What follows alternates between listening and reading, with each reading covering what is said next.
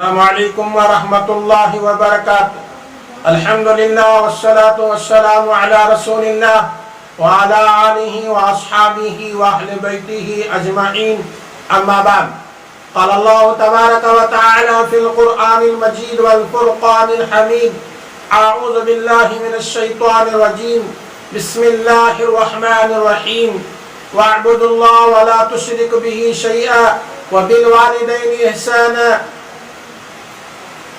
وقال النبي صلى الله عليه وسلم لا يدخل الجنة من لا يأمن جاره بوائقه أو كما قال عليه الصلاة والسلام۔ صدق الله مولانا العظيم۔ اللهم صل على محمد وعلى آل محمد افضل صلواتك بعدد معلوماتك بارك وسلم عليه۔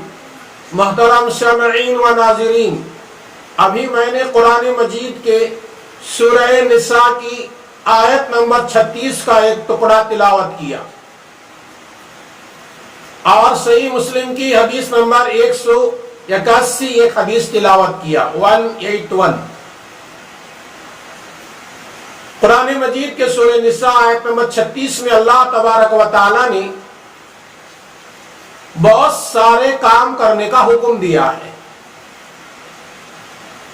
پہلا حکم اللہ تعالیٰ نے کہا وَاعْبُدُوا اللَّهَ، اللہ کی عبادت کرو۔ عبادت کا مطلب صرف نماز، روزہ، زکوٰۃ، حج نہیں، بلکہ اللہ تعالیٰ نے جتنے قانون اور احکام ایمان والے کو کرنے کا حکم دیا ہے وہ کام انجام دو، اور جتنے کاموں سے اللہ نے منع کیا ہے اس سے رک جاؤ، اس کا نام عبادت ہے۔ اللہ تعالیٰ نے کہا وَاعْبُدُوا اللَّهَ، اللہ کی عبادت کرو، وَلَا تُشْرِكُوا بِهِ شَيْئًا، اللہ کے ساتھ کسی کو شریک نہ بناؤ، وَبِالْوَالِدَيْنِ إِحْسَانًا، اور والدین کے ساتھ اچھائی کا معاملہ کرو۔ اور اس کے بعد اللہ تعالیٰ نے رشتہ داروں کا ذکر کیا، اور مسافر لوگوں کا ذکر کیا، اور پڑوسی کا بھی ذکر کیا۔ پورے قرآن مجید میں میرے علم کے مطابق اور میرے مطالعے کے مطابق قرآن مجید کی ایک ہی آیت جس میں اللہ تعالیٰ نے پڑوسی کا ذکر کیا ہے صاف طور پر، اور پڑوسی کہتے ہیں ہمارے بغل میں رہنے والا، ہمارے گھر کے بالکل قریب رہنے والا۔ پڑوسی کے بہت سارے حقوق ہیں، اور مسلمان پڑوسی کے حقوق صحیح انجام نہیں دیتا۔ پڑوسی کے حقوق ہم صحیح انجام نہیں دیتے، حالانکہ آپ صلی اللہ علیہ وسلم نے ارشاد فرمایا، صحیح بخاری کی روایت ہے، مجھے حضرت جبرائیل پڑوسی کے بارے میں اتنی تاکید فرماتے مجھے گمان ہونے لگا شاید کہ اللہ تعالی پڑوسی کو بھی وارث نہ بناتے۔ اتنی تاکید حضرت جبرائیل اللہ کے حکم سے نبی صلی اللہ علیہ وسلم کو پڑوسی کے ساتھ اچھا معاملہ کرنے کی تاکید کرتے۔ اور ایک حدیث میں ہے پڑوسی 3 قسم کے ہوتے ہیں۔ کتنے قسم کے؟ 3 قسم کے۔ ایک پڑوسی وہ ہے جس کا صرف ایک حق ہے، دوسرا پڑوسی وہ ہے جس کے 2 حق ہیں، تیسرا پڑوسی وہ ہے جس کے 3 حق ہیں۔ صحابہ کرام نے پوچھا یا رسول اللہ صلی اللہ علیہ وسلم، جس پڑوسی کا ایک حق ہے وہ کون سا پڑوسی؟ تو آپ صلی اللہ علیہ وسلم نے فرمایا وہ ایک حق والا پڑوسی وہ ہے جو تمہارے گھر کے قریب میں رہتا ہے اور بالکل پڑوس میں رہتا ہے، وہ مشرک پڑوسی، ایمان والا نہیں اور رشتہ دار بھی نہیں، مشرک ہے۔ اس کا مذہب الگ ہے، تمہارا مذہب الگ ہے، چاہے ہندو ہو، عیسائی ہو، یہودی ہو، اللہ کا انکار کرنے والا ہو، کوئی بھی ہو، وہ تمہارے پڑوس میں ہے تو وہ پڑوسی تمہارا بن گیا، اس کا پڑوسی ہونے کا حق ادا کرو۔ ایسا نہیں کہ مسلمان ہی ہمارا پڑوسی ہونا ضروری نہیں، ہمارے گھر کے بازو میں اگر غیر قوم بھی ہے وہ ہمارا پڑوسی بن گیا، اس کے ساتھ میں پڑوسی کے ساتھ میں جو معاملہ کرنا چاہیے مسلمان، اس کے ساتھ بھی بھلائی کا معاملہ کرنا چاہیے۔ آپ صلی اللہ علیہ وسلم نے آگے ارشاد فرمایا، وہ جو 2 نمبر کا پڑوسی ہے جس کے 2 حقوق ہیں، 2 حق ہیں، وہ کون سا؟ تو آپ صلی اللہ علیہ وسلم نے آگے تفصیلاً ارشاد فرمایا، ایک وہ پڑوسی جس کے 2 حق ہیں، وہ یہ ہے، ایک تمہارے پڑوس میں بھی ہے اور ایک مسلمان بھی۔ یہاں 2 حق تمہارے اوپر ضروری ہو جاتے ہیں، ایک مسلمان ہونے کا حق کی وجہ سے اور ایک پڑوسی ہونے کے حق کی وجہ سے۔ جس کے 2 حق ہیں وہ مسلمان پڑوسی، جس کے 3 حق ہیں وہ کون؟ مسلمان بھی ہے، پڑوسی بھی ہے اور تمہارا رشتہ دار بھی، اس کے 3 حق بنتے ہیں۔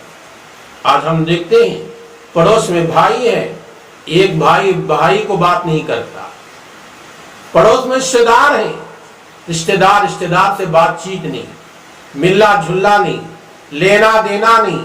حالانکہ آپ صلی اللہ علیہ وسلم نے ایک حدیث میں حضرت ابو ذر رضی اللہ تعالی عنہ کو خطاب کرتے ہوئے فرمایا، اے ابو ذر، جب تم اپنے گھر میں شوربہ بناؤ، سالن بناؤ، تو سالن میں تھوڑا پانی زیادہ ڈال دو، اور سالن جب تیار ہو جائے تمہارے پڑوسی کو بھیجو، یہ پڑوسی کے دل کو نرم کرتا ہے اور اس کے دل میں محبت پیدا کرتا ہے۔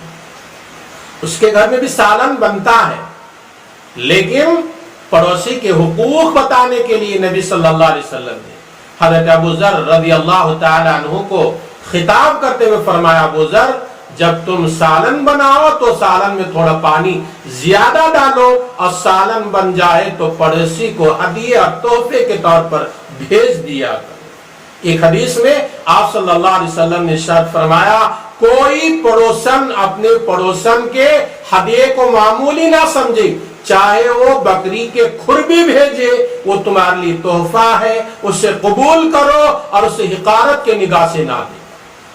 آپ صلی اللہ علیہ وسلم نے ایک حدیث میں ارشاد فرمایا کہ اللہ کی قسم وہ مومن نہیں، اللہ کی قسم وہ مومن نہیں، اللہ کی قسم وہ مومن نہیں۔ پیارے آقا حضور اکرم صلی اللہ علیہ وسلم مسجد نبوی میں ممبر کے اوپر کھڑے ہو کر 3 مرتبہ اللہ کی قسم کھائی، فرمایا اللہ کی قسم وہ مومن نہیں، اللہ کی قسم وہ مومن نہیں، اللہ کی قسم وہ مومن نہیں۔ صحابہ نے پوچھا، یا رسول اللہ کون مومن نہیں؟ آپ صلی اللہ علیہ وسلم نے فرمایا، وہ مسلمان مومن نہیں جس کے اعمال کی وجہ سے، جس کی زبان کی بگاڑ کی وجہ سے پڑوسی محفوظ نہ ہو، پڑوسی ناراض ہے تو وہ فرمایا وہ مومن نہیں۔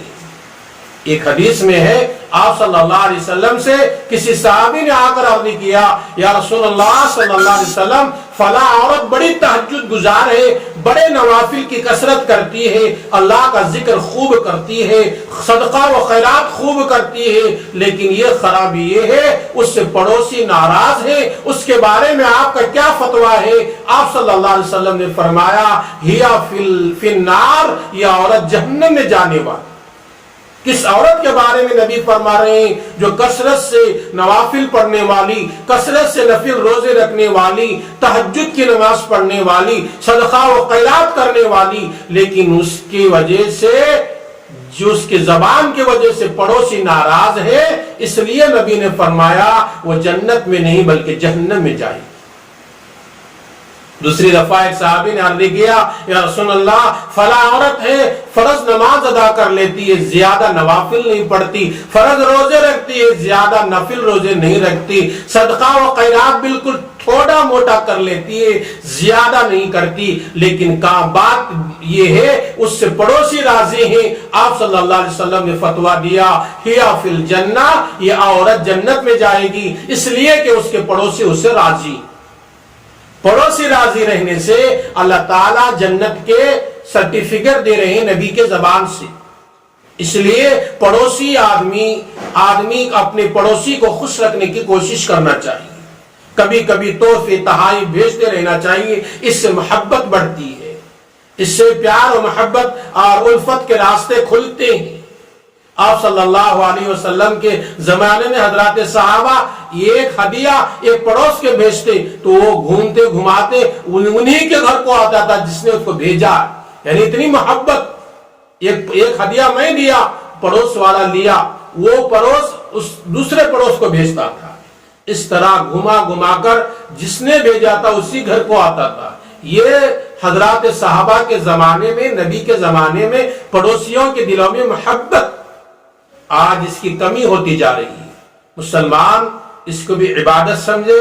پڑوسی کے ساتھ اچھائی کا معاملہ کرنا بہت بڑی عبادت ہے, اس کو انجام دینے کی کوشش کرے. آئیے اللہ تعالیٰ سے دعا کریں گے. اللہ تبارک و تعالیٰ مجھے بھی, میری ان باتوں کو سننے والوں کو اور ساری امت محمدیہ کو کہی اور سنی ہوئی باتوں پر عمل کی توفیق عطا فرمائے. آمین. السلام علیکم ورحمۃ اللہ وبرکاتہ.